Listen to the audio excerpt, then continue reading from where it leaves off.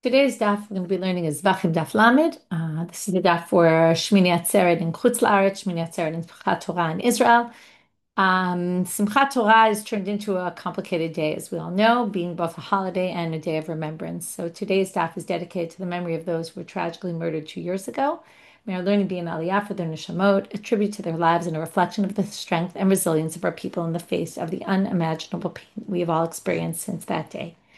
And with that, wishing everyone also a Chag Sameach.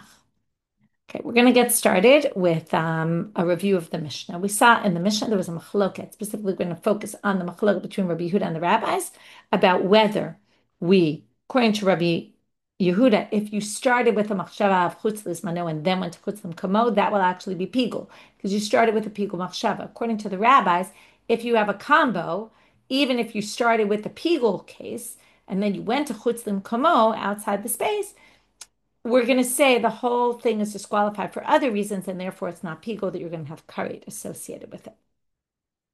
So we saw at the end of yesterday's daf that Ilfa said machloket b'shtei avodot. The machloket is when you have the machshava in two avodot, meaning you started in one avodah, you did chutz lismano. Then Rabbi Yehuda says if you didn't do chutz lismano in that avodah, but you did chutz lismano in you did chutz lismano in the first avodah, you did a complete avodah with chutz lismano. Then you move to chutz limkamo. Then we're going to have a machloket about it. But if it all happened in one, while you were slaughtering, for example, it all happened then we're going to say, of course, even Rabbi Yehuda will think that's all together. In which case, once it's all together, the chutz l'mkamo really makes the chutz l'zmano no longer pigo that you're going to get karet for it. But Rabbi Yochanan said even bavodah is a chamachloket. They actually argue in both cases. So now we're going to go through some issues with each of them. So since the first part was b'shtei avodot, the second part was, meaning the Mishnah gave the example of shachat, chutz lizmano, and then you moved and the next one of the avodot to chutz l'munkomo, or the reverse. So the Mishnah was already talking about two avodot. So it makes sense that later when Rabbi Yehuda chimes in and says, by the way, I disagree with this, he was talking about two avodot. Rabbi Yochanan, Reisha b'shtei avodot v'seifa avodah achat. You're going to say the Reisha is two avodot, and then you move in the seifa to even avodah achat. To which the Gemara says, yeah, that's not so complicated. In Reisha b'shtei avodot, seifa bein avodah achat, bein b'shtei avodot. Now, the beginning starts out with two avodot, and then the next part is right. Rabbi Yehuda comes and disagrees both about one avodah and about two avodot. That's not so complicated. Okay, second question. This is going to be on Ilfa. Tanan, maybe not the strongest question either, although they are going to end in a kasha. Amar Rabbi Yehuda zehaklal. Now, Rabbi Yehuda starts off his words with zehaklal. If you notice, the Mishnah also started with it, right? This is the rule. Im machshevet hazman kadma lemachshevet hamakom pigul v'chayvim alav karet. B'ishlamah Rabbi Yochanan haynu dekatani zehaklal. Now, we always assume when it says this is the rule, it's coming to add something. So, according to Rabbi Yochanan, it's coming to add, yeah, well, by the way, this isn't just in two avodot; it's also in one avodah. But ela le'ilfa my zehaklal. Zaklal doesn't really come to include anything more additional than if Rabbi Yehuda just said it as is. So, kasha, this is in fact the difficulty. What are the words Zaklal coming to add according to Ilfa? Okay, it's not a time. Now we're going to move to a different machloket in a Mishnah in Temurah. And from there, we're going to relate this back possibly to our Mishnah. Tnanatam. Harezo tmurat olat tmurat shlamim. Now, just to review, Rabbi Yehuda basically goes by chutz lizmano. He says there's two ways to go with it. If you say it's two avodot, then basically you're going to say it was already done, the pigul, and therefore anything you do after, well, it's too late. It was already done.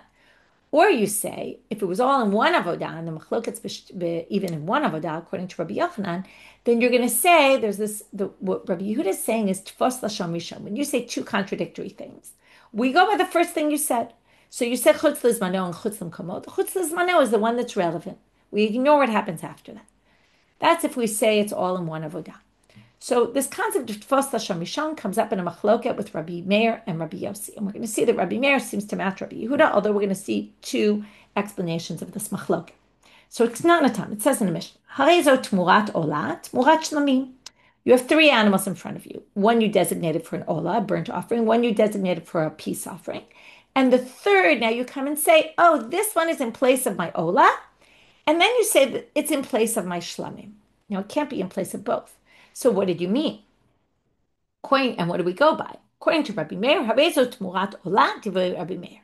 What you said first is what matters. Okay, generally we understand Rabbi Meir's position as Tfos Lashon Rishon. You started off, although we will give an alternative explanation later, but we assume he's saying like Rabbi Yehuda. We go by the first thing you said. Okay, Rabbi Yehuda according to Rabbi Yochanan. Amar Rabbi Yosi, if that's really what you meant at first, and as if what Rabbi Yosi is going to say and how he exactly disagrees with Rabbi Meir is a bit of a debate. It's not so clear, but he says, if you really meant to say both. Now, what does it mean both? How could it be both? Well, it means half the animal, I'll use the value of it to replace the Ola offering, and half I'll use to replace the Shami. Now, remember, Temurah doesn't work in the sense that you can't replace the other animal, but it does become sanctified, and you have to bring it as a korban. Now, if you do a Temurah to a shlamim, it has to be brought as a shlamim. If you bring it as an ola, it has to be brought as an ola. Now, if we say that what you meant was to split the animal in half, you can't actually cut the animal in half and slaughter half for one and half for the other. So what would you have to do? You'd have to wait till it gets blemished, sell it, and take the money of half, right? Half by a shlamim, another animal for a shlamim, and half by an animal for an ola. So Rabbi Yosi says, it really depends. If you really meant both, okay, that you wanted it to be half-half, look, there was no way you could say Ola and Shlamim in the same mouthful. You can't say two words at once. So we look at it as if you said them at once, and they both happen at the same time, and Dvarav Kayamim, and you can do half-half. And then you do what I said, wait till it gets blemished, sell, and take the money and make a Shlamim and an Ola with each of them. Ve'im mishamar harezo tmurat Ola, but if you were changing your mind, that's a different story. If you change your mind, there is no changing your mind. Once you did it Tmurat Ola, it's done. So even if you change your mind, it's too late. And then Harezo Ola, then it will be a Korban Ola. So now Ibayalahu. Now they ask the question. Harezo Tmurat Ola Ushlamim Mahu. Instead of saying, now notice the wording. You said Harezo Tmurat Ola Tmurat Shlamim. That was the case we brought before. You said the word Tmurah twice. What if you didn't say Tmurah twice? You said Harezo Tmurat Ola Ushlamim. So what would be the case? Or, right, which sounds like you're grouping the two together, and you really meant to say them both at the same time. Would Rabbi Meir agree? Or lachatzot mahu. Or you said, I want this animal to be half. Okay, Rashi says it like this. I want to split it for Ola and Shlamim. So would we say that you really meant to split it, and there's no Tfos L'Shon Rishon here, and Rabbi Meir would agree? So Abaye says, yeah, B'havadai Modeh Rabbi Meir. Of course, Rabbi Meir would agree in that case. Rava Amar Adayin Hi Machloket. No, Rabbi Meir would disagree in this case as well. So Amar Rava Abaye. So Rava now goes to Abaye. That's the one that we're going to have a little difficulty understanding. In fact, if you look in Rashi, by the way, Rashi says, do we view this? I want to split it in two. Okay, either you say Ola and Shlamim, or you say I want to split it in half to Ola and Shlamim. Is echad diburahu ve'ein ze chal below zam, and the dibur matchil zot tmurat olav ibaye lehu. Okay, sorry, I'm in the dibur matchil lachatzot mahu in the middle there.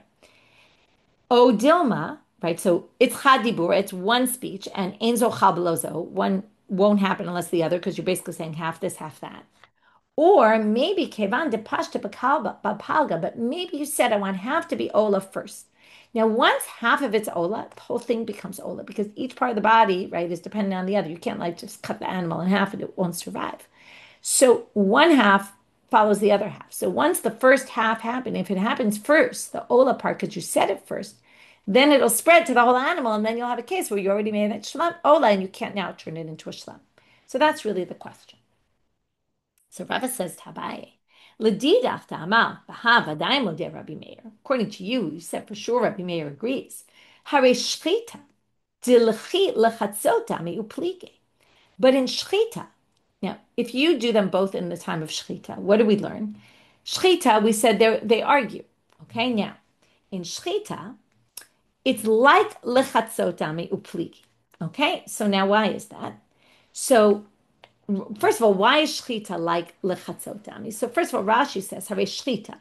Now our Mishna says, let's talk about the shchita case. Where do we have it?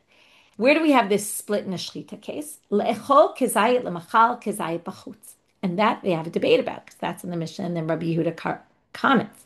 Now what's this case? You said, I want a kezayit to go, right? While you're slaughtering, you say, I want to eat a kezayit tomorrow, I want to eat a kezayit outside.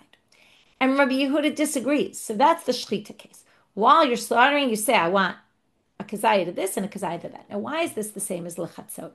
Because lechatzot is saying, it's not saying I want to do one and then I cancel it, I want to do the other. No, it's I'm doing half this way, half that way. And when I say I want a kazayit of the meat to go here and a kazayit, right, to be tomorrow, and I want a kazayit of the meat to go outside, well, obviously there's more than one kazayit in an animal. So I can easily split those up. So it's not like one is contradicting the other and we have to say, well, what do we go by? But it seems so now we have a parallel case to lechatzot, and we see they disagree. So Rava says to Abaye, there's your proof that you're wrong, because here they disagree, and it's just like splitting it in half. Because again, you can put this one there and that one there, and there's enough to share around that they're not contradicting. Amar le, Abaye answers him back. Misavart ena l'shchita ela levasof. Why are you assuming that when we're talking about shchita, that we're basically saying, right, the shchita takes, it's two simanim. You have to cut the trachea and the esophagus. So if, when you're doing shchita, you're saying that the shchita action is kind of only happening at the end. And in the end, you have these two things you talked about during the shchita process. But it's not true that the shchita only, like when you finish the two simanim, that's when we call it shchita. No, yeshna the shchita mitchila v'ad sof.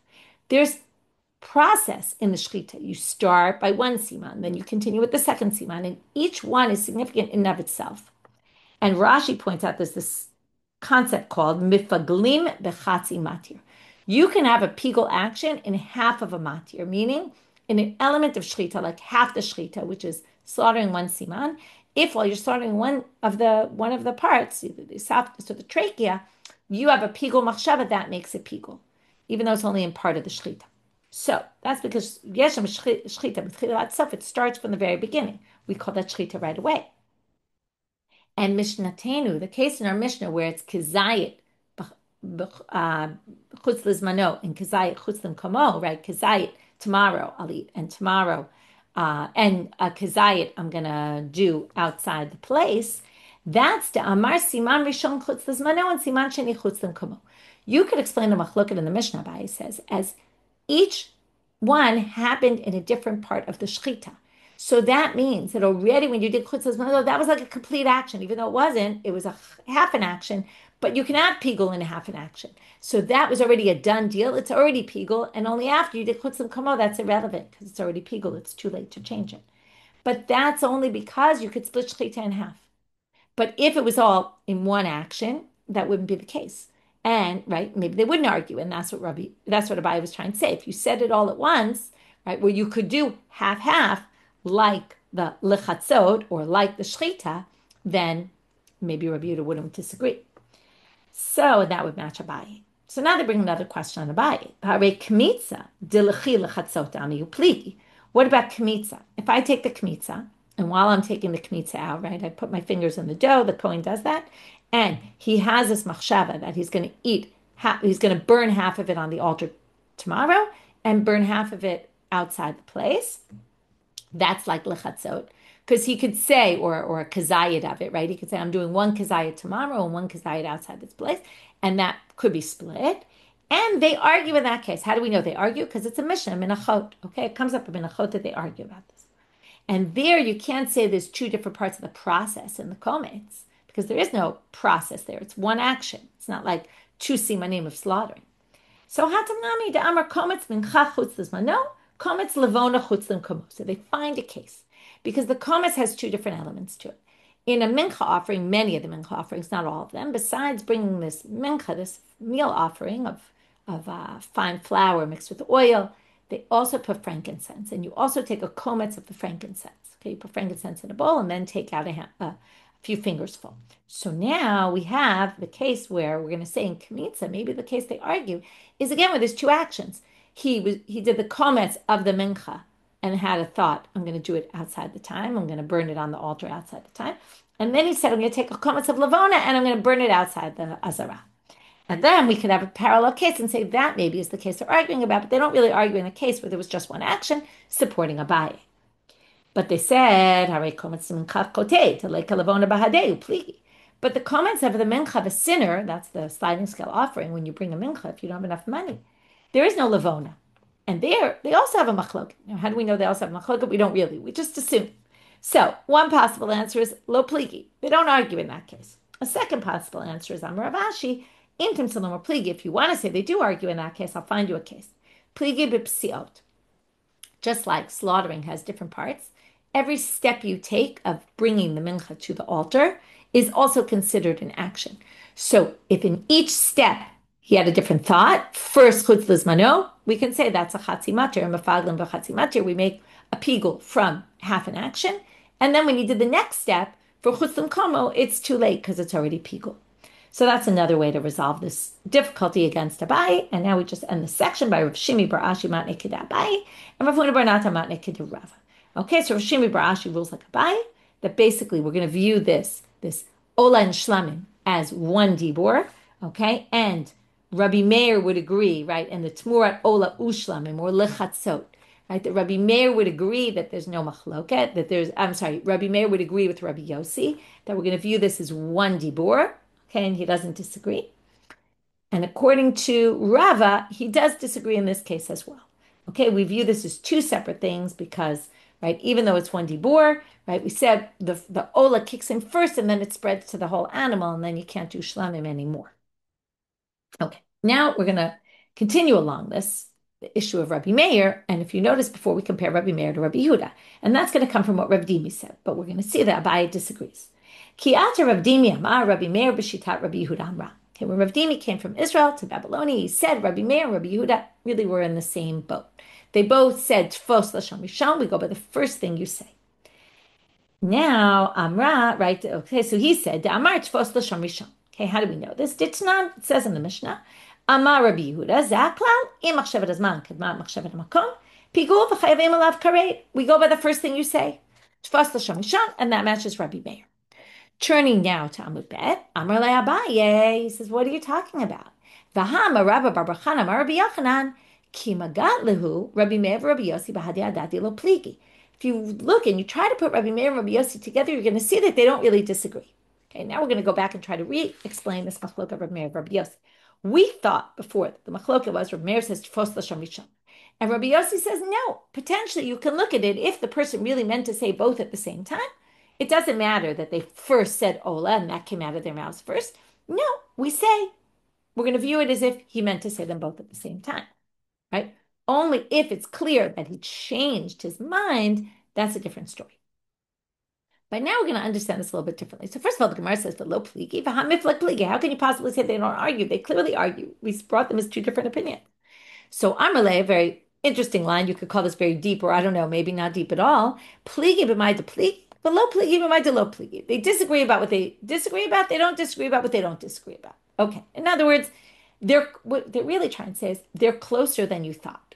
And they don't have this big debate about Tfos l'shon rishon or not. Why? Amar Rabbi Yitzchak bar Yosef, Amar Rabbi Yochanan, hakol modin. They all agree. Now we're going to see they all agree in this case, they all agree in another case, and then they disagree about one particular case. And then we'll see that we're going to narrow their machloket. They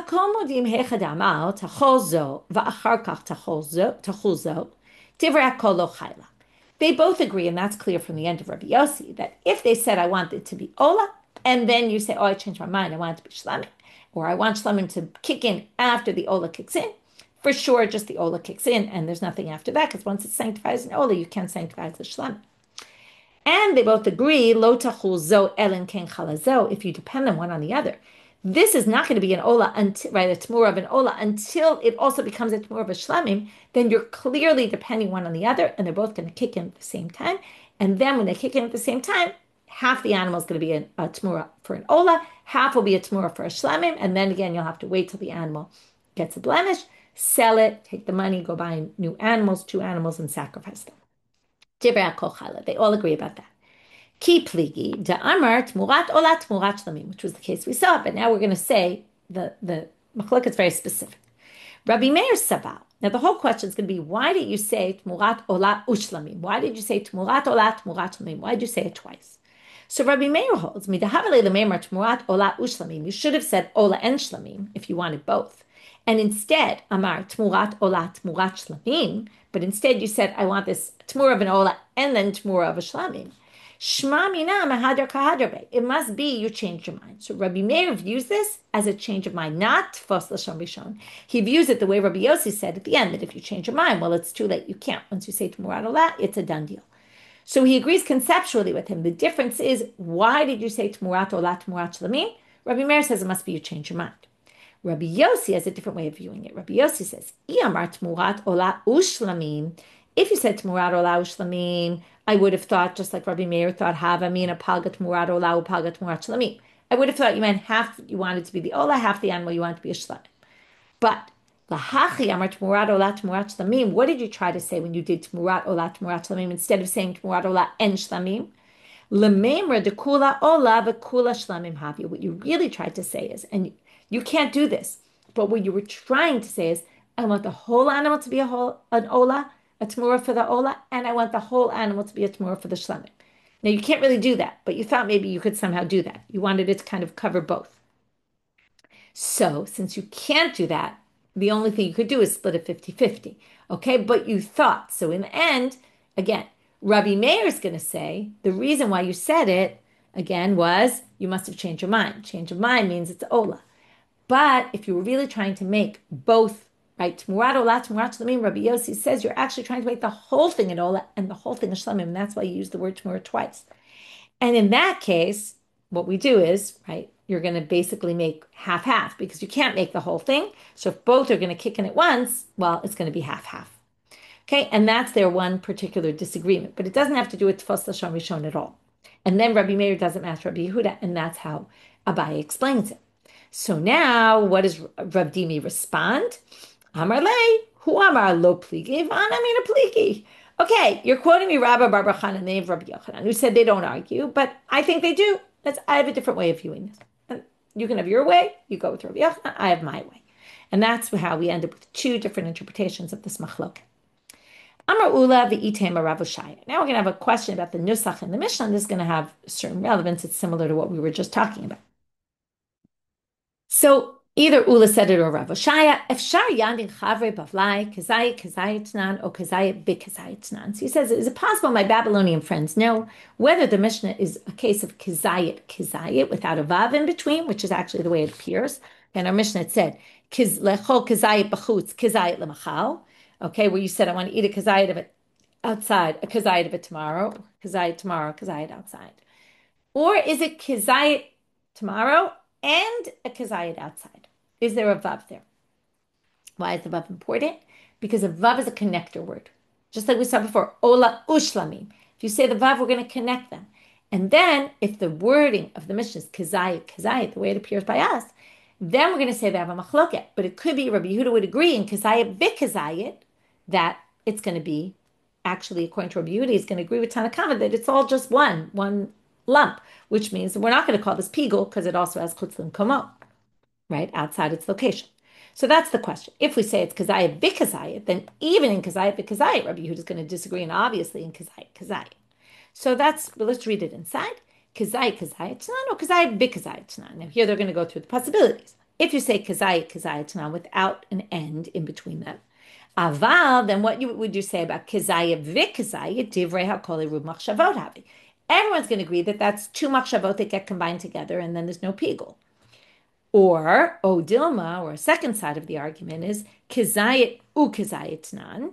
Dil Rabbi Yehuda partahave. Maybe it is kazayit and kazayit. And according to Rabbi Yehuda, that's pratim. That's two separate things. And then if zmano came first, the time, then we're going to call that pigul. V'kosh came kazayit. And then obviously kazayit. That was just a repeat of what I said before. I read it inside. Now we're going to try to learn the answer to this question we're going to have a whole story here. Tashma, we're going to learn it from him. Levi asked Rebbe the following question. Levi asked Rebbe, if you had an intent to eat the kazayit of the meat tomorrow outside, what is that? Now, if we do levels here, kazayit is the least likely to put them together because there's no connector word, there's no anything. And you say kazayit of this, kazayit that. You really separate them. Kazayit and kazayit sounds like they're possibly together, and that's the whole question. If we go to the next level, we get to kazayit tomorrow outside. Now that's all one statement really, right? Very similar to what we had before about the ola and shlamim. So he asked about that third case. So what did he answer him? Amar le zo she'ela. That's a good question. And the answer is Eruv Machshavot Havi. Even Rabbi Yehuda views this as one case. So Rabbi Yehuda is going to say, if you said, I'm going to eat a kazayit tomorrow outside, that's not pikul, because you combine the statement. Amar lefanav Rabbi Shimon b'Rebbe. Rabbi Shimon, the son of Rebbe, hears this and says to Rebbe, Lo mishnatenu, I don't understand. Isn't that obvious from our Mishnah? Because our Mishnah talks about lechol kazayit b'chutz, kazayit machal, kazayit lemachar, kazayit b'chutz, kachatzi zayit b'chutz, kachatzi zayit lemachar, kachatzi zayit lemachar, kachatzi zayit b'chutz, right? All those cases. Pasul ve'im bo karet. Now, ha'idach, whatever's not mentioned in the Mishnah then, would be a eruv machshavot havi. Since our Mishnah doesn't discuss that case, it's pretty obvious that that's the case they argue about. But anything else would be a eruv machshavot. So I understand why you said, oh, what a good question. So Amar le, Rebbe says to him, Hu sha'al bidvar chochma va'at amart mishnatenu. He says, he asked me a very good question. And why are you saying, oh, it's so clear from our Mishnah? And I'll explain to you why his question was a good question. We're going to learn now, and it's a little bit confusing here. But Rebbe taught the Mishnah in two different versions to Levi and to his other students. Okay? Now, he says the following. Lididach, to you, da'adnitech tarte lo kashelach. I taught you kazayit, kazayit, and kazayit, vikazayit. In other words, my version of the Mishnah was kazayit, vikazayit that I taught you. And therefore, and kazayit, kazayit, I taught it to you in both ways. So you knew that case 1 and case 2, there's a machloket. And from there, it's obvious that in case 3, that I didn't mention, obviously there's no machloket and everyone agrees. So to you, it's very obvious. But lidide, to him, de lo anie elachada, I only taught him one version. Okay? Vishaminu le Rabbanan de kagarse tarti. Now, I only taught him, which one? Kazayit, kazayit. Now, so I taught him case 1, and he's asking about case 3. Now, why was he asking about case 3? Well, he heard that I taught the rabbis too. Okay, so now let's think of the logic. He said, this savar, Levi must have thought, didi dafka, viditu eruv machshavot have. Either mine is dafka, just one, and the case that Rebbe taught them of kazayit, vikazayit, Rabbi Yehuda would agree actually, and let's go with my version. Only kazayit, kazayit is clearly separate, right? The Rabbi Yehuda thinks it's separate. But once you say and, it's a eruv machshavot. O dilma dithu dafka, or maybe theirs is right, that it's kazayit, kazayit, and kazayit, vikazayit. And then, now here's the jump. Uladidi shiur shirli. Now, when Rebbe taught me the Mishnah, then he left out one case. If that's the case, if he left off a case for me, maybe midashir li lididi, midashir li lididi ha, shir luhu liditu nami bahach. If he left out one case for me, maybe he taught them 2 cases and left out case number 3 for them. So if we go by their version and the fact that Rebbe left out one for me, maybe he left out one for them, and maybe that 3rd case should also be included. Okay, it's an interesting kind of logic that Rebbe comes up with for what Levi was thinking. Now, I kind of not messed this up for you, but I kind of gave away the next line because in the way the Gemara says it, he just says, he taught them one case and he taught me 2 cases. It didn't say which cases he taught Levi. Okay? But which was the one case? So now the Gemara is going to say, now it's obvious which one, because obviously we taught him only one. And he didn't know what was the other cases. It was obviously the kazayit. So that's what they're going to prove right now. Hey, Idniye, which was the one he taught Levi? By the way, I'll just already tell you, from here it's clear that since Rebbe taught the version to the others of kazayit, vikazayit, and that was to what he taught to many of the rabbis, that must be the right version, and that's our answer. But now we're just going to say, which one did he teach them? Which one did he teach Levi? Which was the one? If he taught him the middle case, then he didn't really leave anything out, because kazayit implies kazayit also. Kazayit vikazayit, Rabbi Yehuda looked at as 2 different cases. Of course, if there was no end in between, of course they're going to be looked at as 2 cases. Ella, so it must be kazayit itniye, that what he really taught him was kazayit, and what Levi was really trying to get at was tibayle kazayit vikazayit. He really wanted to know what's the halacha for kazayit vikazayit. Now, if that was really what he wanted to know, why did he ask about kazayit lemachal bachutz? So Abaye mine chada desham'inan tarte. He asked about the case 3. Okay, he knew case 1. He knew case 1 was a machloket. He wanted to know, after he heard that Rebbe taught the rabbis kazayit vikazayit, what he really wanted to know is that the right nusach or is mine? And is kazayit vikazayit really a machloket or not? So what did he do? He asked case 3. And from case 3, he'll figure out what case 2 is. Because inan kizayit vikizayit, right, now we're going to say it like this. He figures once they get the answer for that, okay, so if, let's say they don't argue in the case of, if they argue in that case, well, okay, we'll see it like this in a minute. So he figured if he asked about that third case, it would be obvious to him what the second case is. Now, this is a little confusing. That's why I want to wait a minute, because it's not exactly so clear how I'll get to the answer. But we're going to read it now. Now, if he just asked about kazayit v'kazayit, he wouldn't know what the case is with kazayit l'machar b'chutz. Why? Well, it depends. Haniche would work, amrli klala. If he says, oh, Rabbi Yehuda doesn't disagree about case 2, right? Case 1, kazayit, he disagrees. He thinks they're two separate.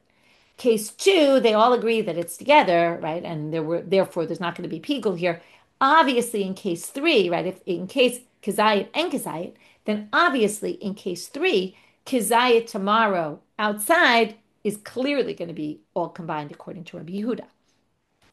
And obviously according to the rabbis, they think anyway. But right, kol sheken kazayit lemachar b'chutz. But if about case 2, they said, oh, this is a machloket. So there's a machloket in case 1, there's a machloket in case 2. That doesn't help you about case 3. They might also disagree in case 3. So akati kazayit lemachar b'chutz kamebayli. He wouldn't get an answer to that. And that's why I asked about case 3, because then he'd understand about all 3 or all 2. Because case 1, obviously, we know.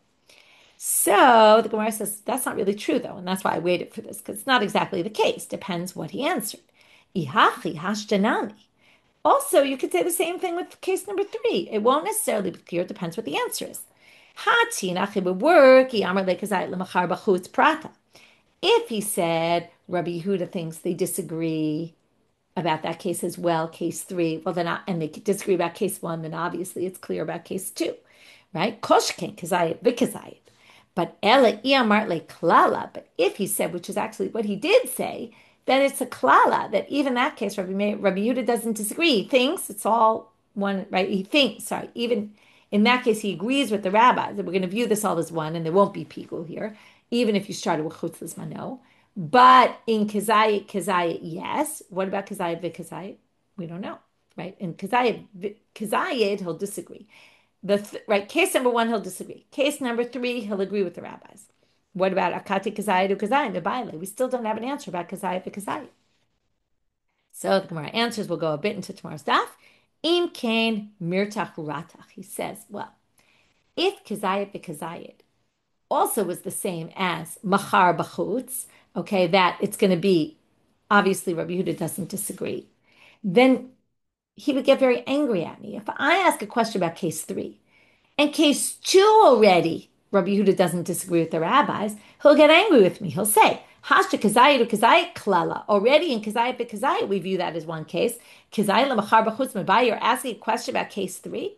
And that's why when he answered him and he said, what a good question, it's because he holds that Rabbi Yehuda, and that proves the nusach again, that Rabbi Yehuda disagrees also in kazayit v'kazayit, and that's why case 3 was a good question, because if they disagree in case 1 and 2, well, what about case 3? And the answer is that Rabbi said, oh, they don't disagree, that Rabbi Yehuda would agree with the rabbis, that we view that all as one lump statement, in which case chutz l'zmano is not going to create a pigul situation because you had a chutz l'mkomo.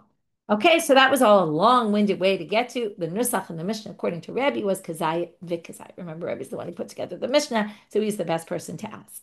Okay, so again, now we're going to review our daf. We started with this machlok at Rabbi Yehuda and the rabbis, which we really dealt with the entire time. Ilfa said the machlok is in shtei avodot. Rabbi Yochanan said it's even in avodah achat, right? Even within the same avodah, we can say Rabbi Yehuda is going to think zmano comes before makomo. It's going to be, it's going to make it pigul, even though they're in the same avodah, right? This whole thing is how far do we take Rabbi Yehuda, both there and at the end of our daf as well. And then we had a question for each one of them. One we resolved, one we didn't. Then we had a Mishnah in Temurah, machloket Rabbi Meir and Rabbi Yosi.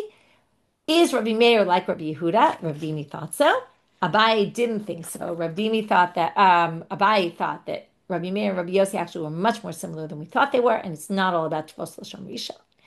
And then we got to this last thing about what's the nusach of the Mishnah and what are the ramifications for this third case. I mean, that wasn't really the question, but that was a question that kind of an outgrowth of that sugya, that really we just brought that whole question to answer what was the real nusach in the Mishnah. To the end is kazaya vikazaya, which obviously includes kazaya, and that they argue about both those cases, but they don't apparently disagree about kazaya lemachar b'chutz.